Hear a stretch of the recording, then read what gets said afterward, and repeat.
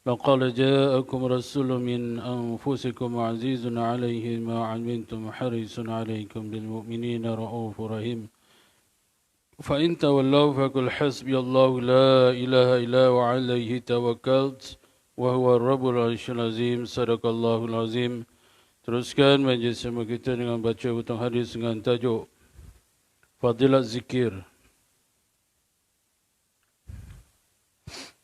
Sayyidina Abdullah bin Busra radhiyallahu an meriwayatkan bahawa sesungguhnya seorang lelaki bertanya, "Ya Rasulullah, pengetahuan hukum-hukum syariat Islam telah banyak bagiku.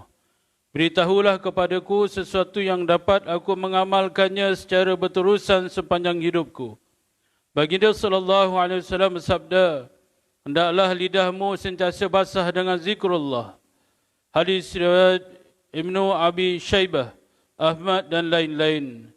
Dalam hadis yang lain, Sayyidina Mu'az radhiyallahu an berkata bahawa pembicaraan yang terakhir antara baginda sallallahu alaihi wasallam dengan aku ketika aku berpisah daripada baginda sallallahu alaihi wasallam ialah, aku bertanya, amalan manakah yang amat dicintai oleh Allah?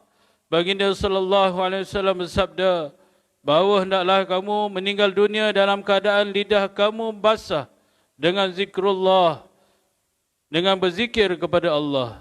Keterangan, semasa berpisah bermaksud ketika baginda sallallahu alaihi wasallam mengutus Sayyidina Mu'az radhiyallahu an selaku Amir Yaman untuk menyampaikan dakwah dan ta'lim di sana. Pada waktu Sayyidina Mu'az radhiyallahu an hendak berangkat, baginda sallallahu alaihi wasallam memberikan beberapa nasihat kepada beliau. Beliau juga mengemukakan beberapa pertanyaan kepada baginda sallallahu alaihi wasallam. Maksud hukum syariat telah banyak ialah bahawa setiap perintah mestilah dipatuhi dan dilaksanakan. Tetapi untuk mewujudkan kesempurnaan dalam melaksanakan setiap perintah dan untuk sentiasa menyibukkan diri dengan perintah-perintah itu adalah sukar. Oleh itu beritahulah kepadaku satu amalan yang paling penting supaya dapat aku berpegang dengan kukuh dan mengamalkan amalan itu pada setiap masa dan tempat.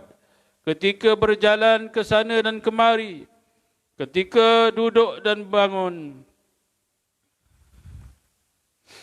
Dalam sebuah hadis, baginda sallallahu alaihi wasallam bersabda, sesiapa yang mendapat 4 perkara, nescaya dia akan memperoleh segala kebaikan dunia dan akhirat.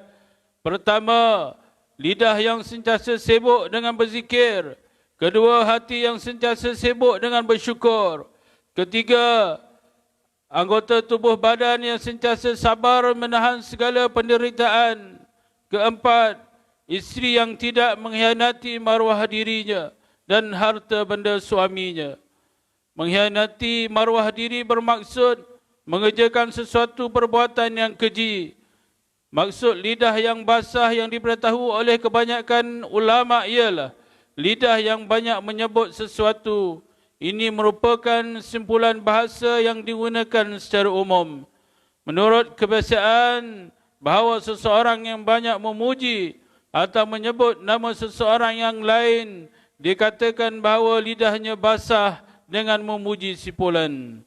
Tetapi pada pandangan saya yang hina dina ini, pernyataan itu boleh juga dimaksudkan bahawa jika seseorang dilamun percintaan, maka lidahnya akan merasai kemanisan dan kelazatan dengan menyebut nama orang yang dicintainya. Hakikat ini hanya diketahui dan dirasai oleh orang yang pernah mengalami percintaan. Oleh itu maksudnya ialah hendaklah menyebut nama Allah yang Maha Suci dengan penuh syahdu sehingga terasa kemanisannya. Saya seringkali melihat sesetengah ulama apabila mereka berzikir secara jihir, yakni dengan mengeraskan suara, maka kelazatan zikir itu turut dirasai oleh orang yang berada di samping mereka, sehingga kelazatan zikir itu memecahkan liur dan ia dapat dirasai oleh semua orang. Tetapi hal ini hanya diperolehi apabila hati sudah mengecapi kelazatan dan lidah pula sudah biasa dengan memperbanyakkan zikir. Dinyatakan dalam sebuah hadis bahawa tanda mencintai Allah ialah mencintai zikirnya, dan tanda membenci Allah ialah membenci zikirnya.